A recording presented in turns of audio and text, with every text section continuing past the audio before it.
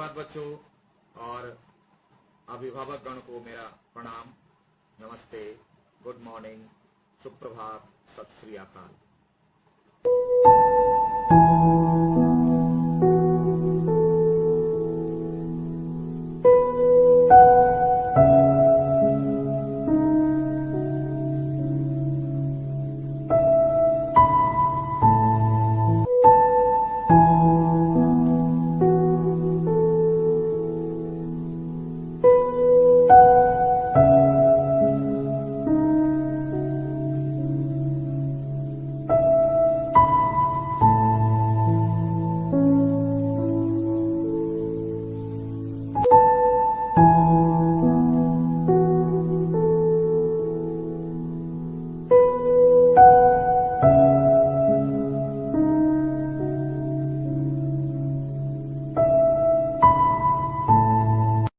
चलिए बच्चों, तो निकाले आप कक्षा 6 के लिए।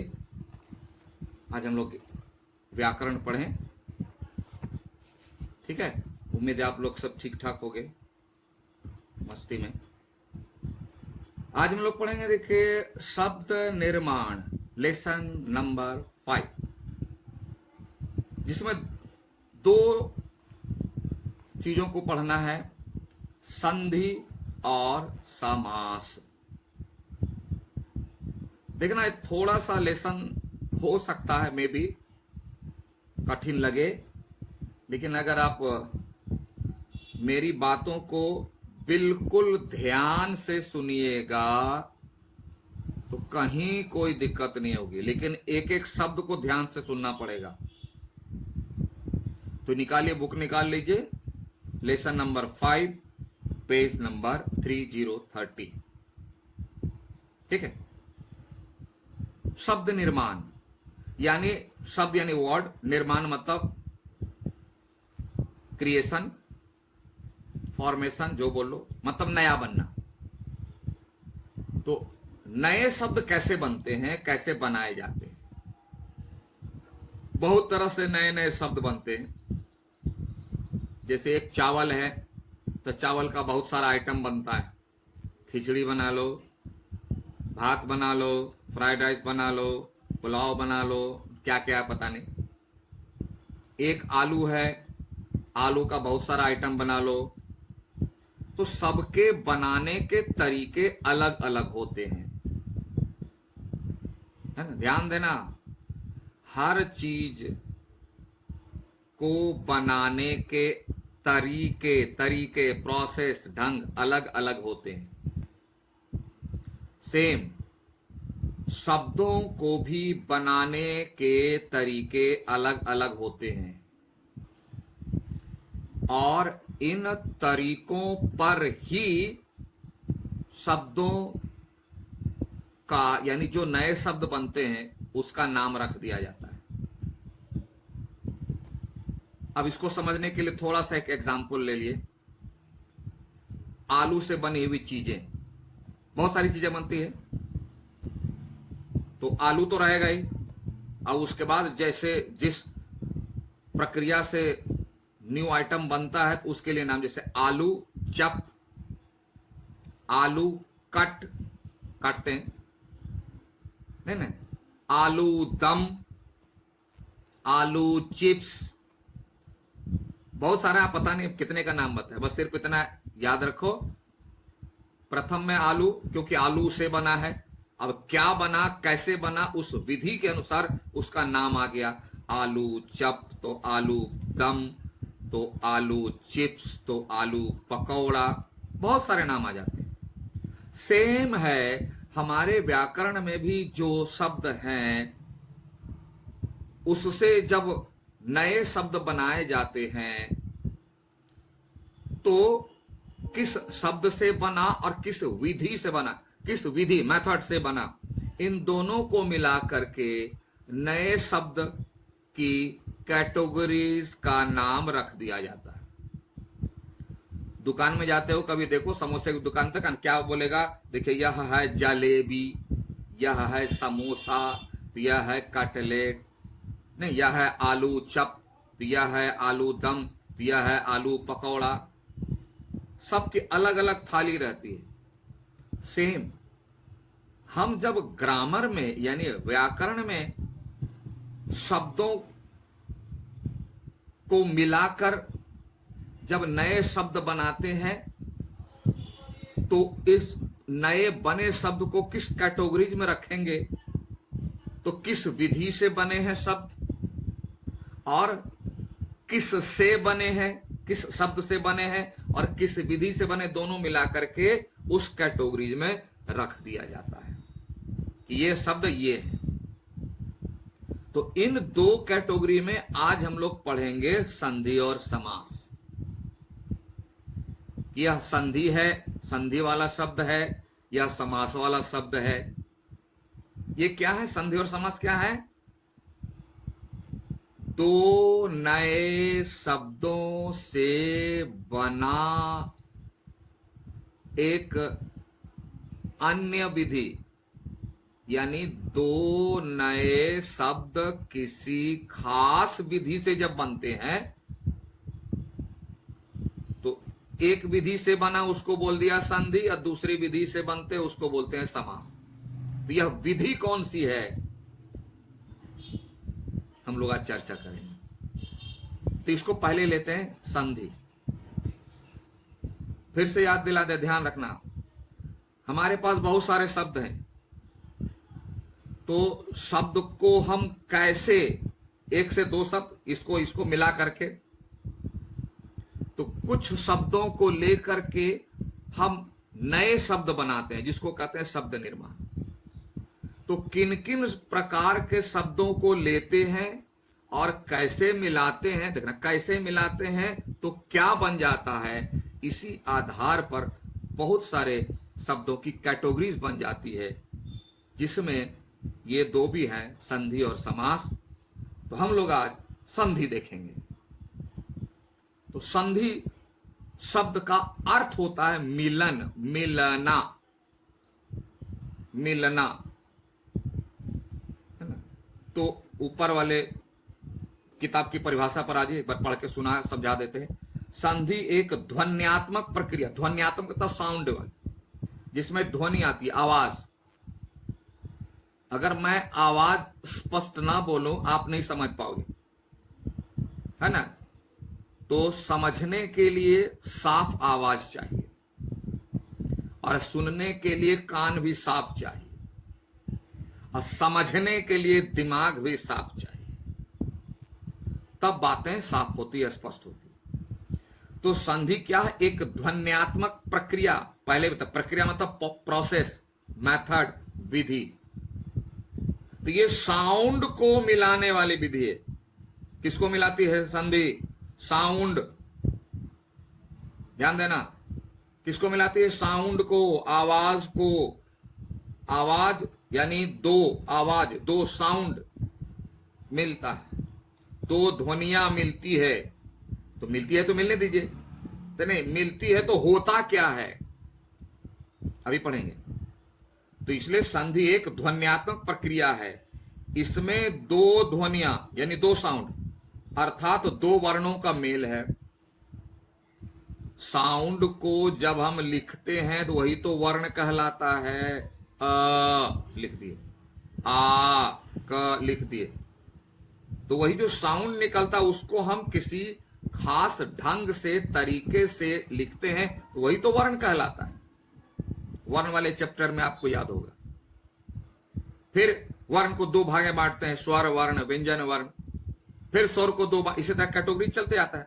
तो यहां पहली बात को ख्याल रखिए कि संधि दो वर्णों का मेल है। लेकिन एक बात और है लास्ट में, सिर्फ मेल नहीं है, दो वर्णों का मेल होता है, लेकिन एक कंडीशन और है। अगर यही कंडीशन लिखोगे 100% रॉन्ग।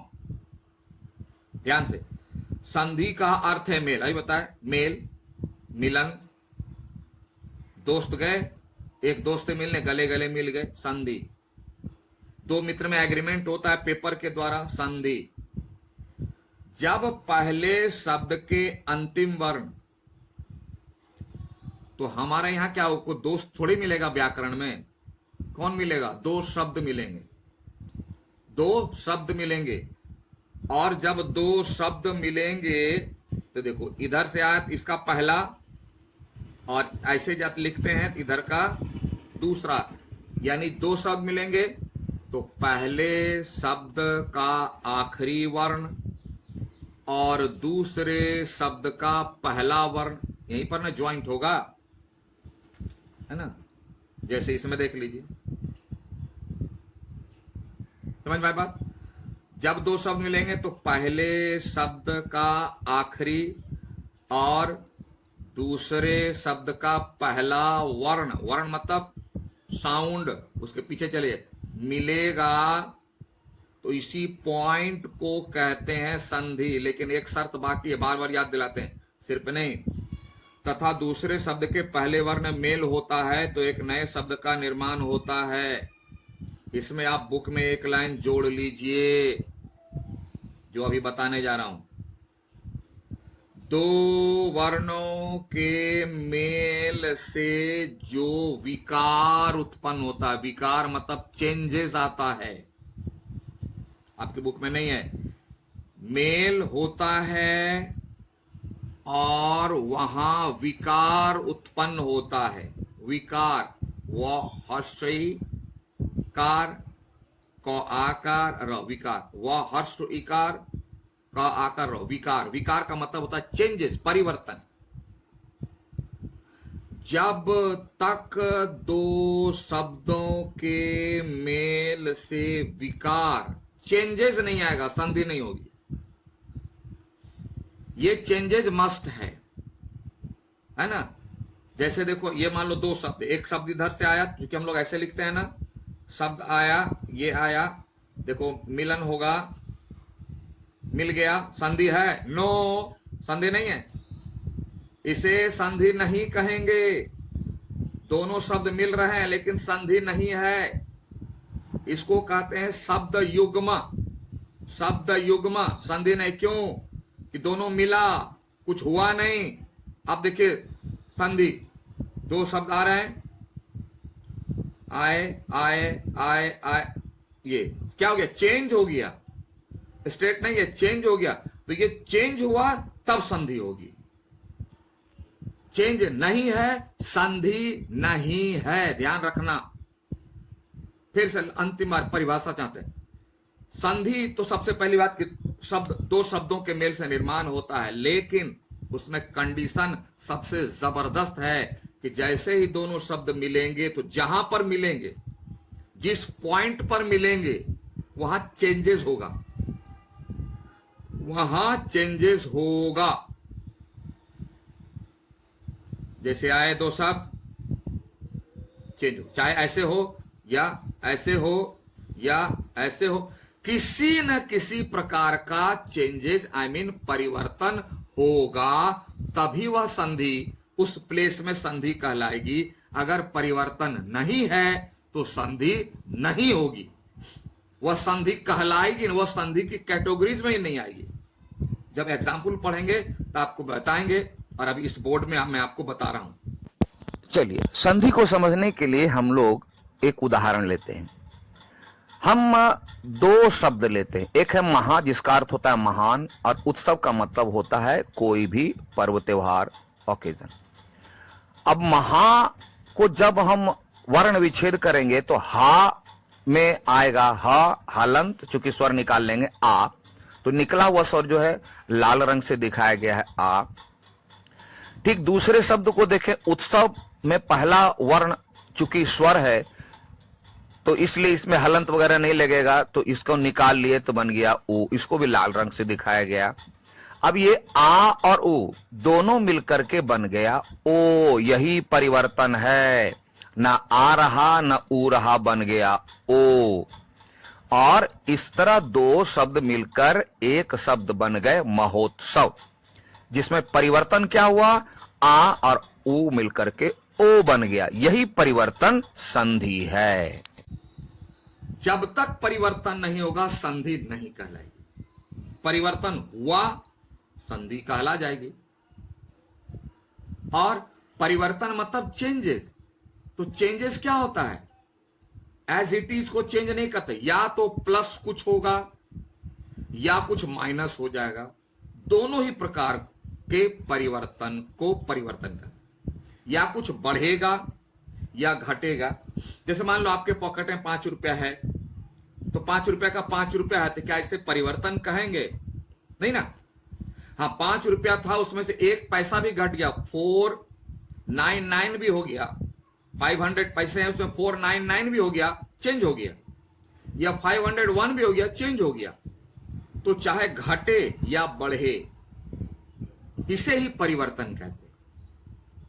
तो जब दो शब्दों के पहले शब्दों का आखिरी वाला और दूसरे शब्द का पहले वाला वर्ण, चाहे स्वर हो या व्यंजन, जो दो साउंड निकल रहा है, हम कोई शब्द बोलते हैं तो उसका साउंड निकलता है, तो पहला जो शब्द है उसका आखिरी साउंड, पहले शब्द का आखिरी साउंड और दूसरे शब्द का पहला साउंड, ये दो साउंड मिलेगा और चेंज होगा।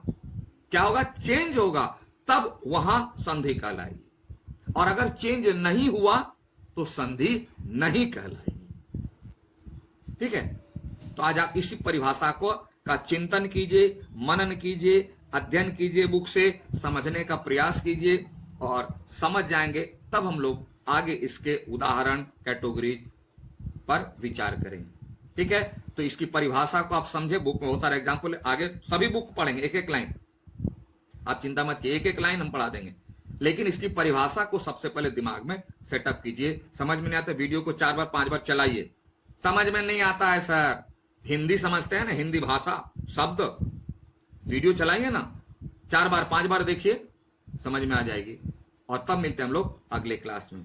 Okay, thank you, have a nice day.